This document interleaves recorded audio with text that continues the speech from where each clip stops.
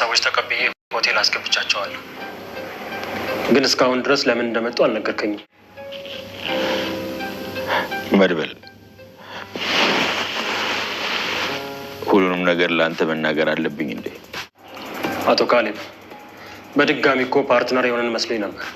እስኪ ንገረኝ፣ ስራ ካልኩ ውስጥ አንዱን እንኳን ሰርተሃል? ጭራሽ ለጠበቃው እየተከላከልክለት እንደሆነ ሰምቻለሁ። ቅርቡ አዲስ ዜና ትሰማለህ። ግን እኮ ደግሞ ስራውን ራስህ እንድትሰራ ነበር ያዘዝኩ። ዋናው አንተ የምትፈልገው ስራው መሰራቱን አይደለም እንዴ? እመነኝ፣ የእሱ ጉዳይ ከዛሬ ነገ አያልፍም። ስለዚህ የውይይታችን የግንኙነታችን ዋና አጀንዳ ስለሆነችው ስለ ትህትና ብናወራስ? አዲስ አበባ ብዙ ቦታ አስፈለኳት የለችም። ግን ደግሞ አሁንም ቢሆን ማሰሴን አላቆምም። እናም እያፈላለኳት ነው። በጣም የታመመ ይመስላል።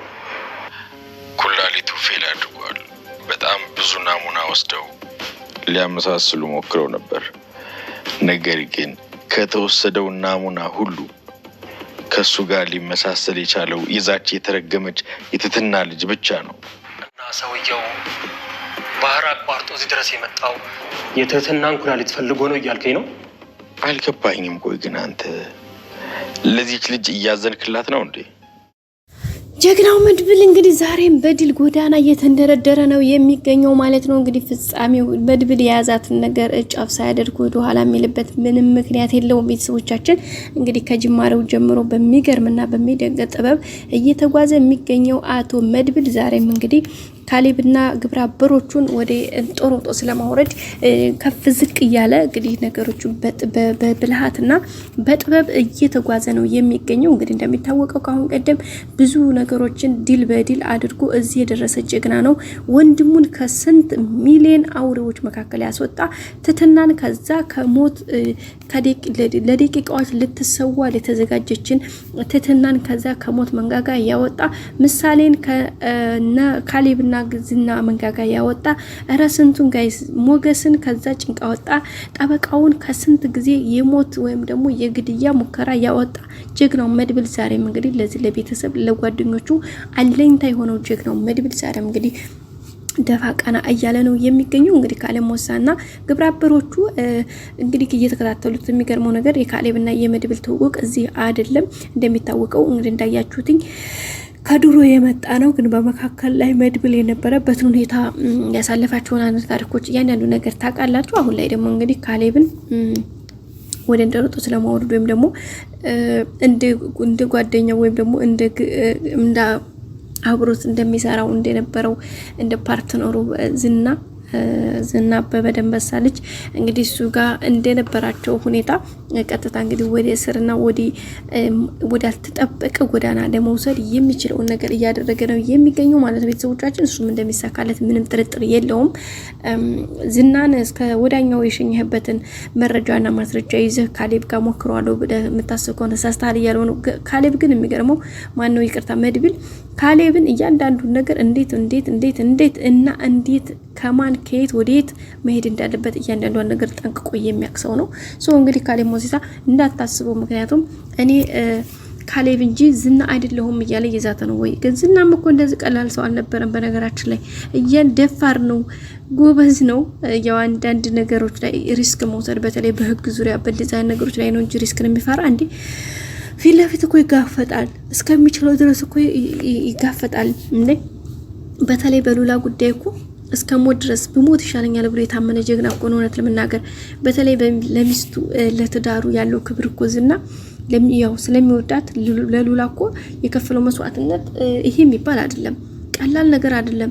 ብዙ ነገሮችን ደፋቀና ብሏል። ብዙ ነገሮችን አውጥቶ ወርዶ አይቷል። ብዙ ነገሮችን የሚጠበቅበትን አይነት ነገር ሪስክ ወስዷል። ከዛም በላይ ከምንጠብቀው በላይ ምክንያቱም ሉላን እስከ ጥግ ስለሚወዳት በሞገስ ቁጥጥር ስር ሆና እሷ እንኳን እንደዛ አድርጋ መተው ነው እንግዲህ ጥላ ወጣችሁ። እንደዛ አድርጋው እንኳን በቃ ስለሚወዳት በቃ በዛ ላይ ደግሞ ታማኝነቱን አይታችኋል። ማህሌት ከሱ ጋር ለመሆን ምን ያክል ስትሸረጎድ እንደነበረ በቃ ማለት አስክራ ራሱ ማለት ነው አብረው ለማደር ብዙ ሞክራ ነበር። አንተ አርግዣለሁ ምናምን ለማለት ግን በጣም ጎበዝ ነው።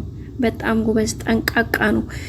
በቃ እኔ ከሉላ ውጭ ሴት ሌላ ሴት መስላ አትታየኝም ብሎ የሚያስብ ጀግና ነውና ዝና ቀላል ሰው አይደለም። ሰው መድብል ካሌብ ሞሲሳ እንደዛ ነው የሚለውና እንግዲህ የዛሬው መድብል ወይም ድሮ የሚያውቀው ካሌብ ሞሲሳ በሚያውቀው ዘሩባቤል እንግዲህ ካሌብን ለመጣል ጫፍ ላይ ደርሷል። ዛሬ እንደዳያችሁት ያወሩትን ነገር ያንዳንዱ ነገር ቮይስ ሪከርድ ይዞበታል። ሶ ይሄ ቮይስ ሪከርድ ደግሞ በህግ ፊት በጣም ትልቅ እንትን አለው። ሲቀጥል ደግሞ ዝና እንግዲህ የልልኝ ፍርድ ቤት እንዳይቀርብ በቀጠሮ ቀን እንዳይቀርብ እዛ ድረስ ህይወቱን ማጣት አለበት ብሎ ነው ካሌብን ዝናን እያወራ ያለው። ስለሱም ስለ አጠቃላይ መረጃ እንግዲህ ብዙ ሪከርዶችን ይዟል መድብል። ከዛ ሲቀጥል ደግሞ አሁን ይሄ አንደኛ ሪከርድ ያለው፣ ሁለተኛ ዝና አለዛ፣ ሶስተኛ ደግሞ ጠበቃው ምክንያቱም ጠበቃው ብዙ የሚያውቃቸው ኢንፎርሜሽኖች አሉ። ሲቀጥል ደግሞ ስራቸው አንድ በአንድ ስለሚያውቅ ምክንያቱም ጠበቃውንም እንዲገደል ምናምን እዙ ላይ ቪዲዮም ላይ እንትኑ ስላጠቃለለው መድብል ስለዛ አጠቃላይ ዙሪያ እያንዳንዱ ነገር አሁንም ደግሞ ትትናን እንደሚፈልጋት ያው ትትናን እንግዲህ ለርድ የምትፈልግ ከብት ነች ትትና ማለት ነው። ትትናን በቅርብ አምጣልኝ፣ ምክንያቱም የትትናን ኩላሊት የሚጠብቅ አንድ ሰው አለ። ለሱ ደግሞ ግዴታ ትትና ታስፈልጋለች። ብዙ ሰዎችን አቅርበንለት ከዛ ሁሉ መካከል እንግዲህ ደሟና ሁሉ ነገሯ አጠቃላይ የሕክምና ሪፖርቱ ማች አደረገው ከሷ ጋር ስለሆነ ግዴታ አለውድ በግድ እሷ መገኘት አለበት ብሎ ነው እንግዲህ የሰጠው። ስለዚህ እሱንም ነገር እንግዲህ አጠቃላይ መረጃ ይዞበታል መድብል። እንግዲህ የንም መረጃዎችና አንዳንድ ነገሮችን ጨማምሮ አጠቃላይ ወደ ስር እንደሚያወርድ ምንም ጥርጥር የለውም። ሌላው እንግዲህ የሚያስደስተው ነገር ደግሞ የነ ሞገስ ጉዳይ ነው። ሞገስና ሉላ እንግዲህ ከብዙ ስቃይ በኋላ ዛሬ ላይ ባለፈው እንግዲህ ንብረታቸውና ድርጅታቸው ተመልሶላቸው ነበረ። አሁን ደግሞ በጣም ደስታቸው ሙሉ ያደረገው ነገር ቤቱ የሞገስ ቤት ስለነበረው ቤቱ ተመልሷል። ሶ በቅርቡ እንግዲህ ሞገስና ሉላም ቤታቸው ይገባሉ። ሶ ያ ደግሞ በጣም ትልቅ ነገር ነው። በጣም ደስ የሚል ነገር ነው ቤተሰቦቻችን። ሌላው እንግዲህ ቅድስቴና ብሩክም እንግዲህ ከብዙ ጊዜ ከብዙ መከራ ከብዙ ጠውረዶች በኋላ አሁን ላይ እንግዲህ ትዳራቸውን አንድ ላይ አድርጉ ፋፍ ላይ ነው የሚገኙት። እሱም ደግሞ ይበል የሚያሰኝ ነገር ነው። በጣም ደስ የሚል ነገር ነው። ሌላው እንግዲህ ማህሌት እንግዲህ ካለፈው ስህተት የተምር ያለው በካሁን በኋላ ማንንም ልጎዳ አልመጣም ብላ አሁን ላይ ደግሞ ከመድብል ጋር ካንተ ጋር ሆኛለሁ እያለችው ነው። ግን ማህሌት ያኔ ከእንደዚህ አይነት ጨዋታ ውስጥ መውጣት አለብኝ ብላ ካሰበች ከመድብልም ጋር መስራት የለባትም ነበር። ገባችሁ አይደል? ግን ከመድብል ጋር ካንተ ጋር ሰርቼ ዝናን እንደወረደ ሁሉ ካሌብም ይወርዳል ብላ አሰበች።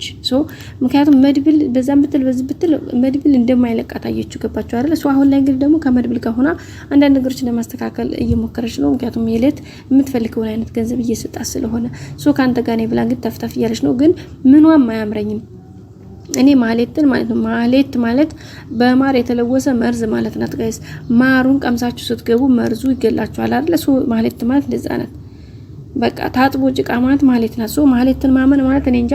እኔ እንደውም መድብልን እፈራለታለሁ። ለምን እሷ ወደው ሄዳ ደግሞ ከዛ ሌላ ሪስኮችን ጠቅልላ ለካሌብ አሳልፋ እንዳትሰጠው በጣም ነው እሱን ነገር የምፈራው እንጂ ሌላው እውነት ለመናገር ሁሉም ነገር ቀላል ነው። ግን መድብል በእርግጠኝነት እዚህ መካከል መግባት የለበትም። ማህሌትንም በዚህ ልክ ማመን የለበትም ብዬ አስባለሁኝ። እናንተስ ውድ ቤተሰቦቻችን ምን ትላላችሁ? ሀሳባችሁን አስተያየታችሁን በኮሜንት አስቀምጡልኝ። ቤተሰቦች ሁሌም ወዳችሁ ፍቅዳችሁ እንደምትከታተሉኝ ስለምትከታተሉኝ ስለምታበረቱኝ በጣም አመሰግናለሁ። ምስጋና በጣም ከፍ ያለው። በቀጣይ ቪዲዮ እንገናኝ። ሰላም ቆዩን። ባይ ባይ።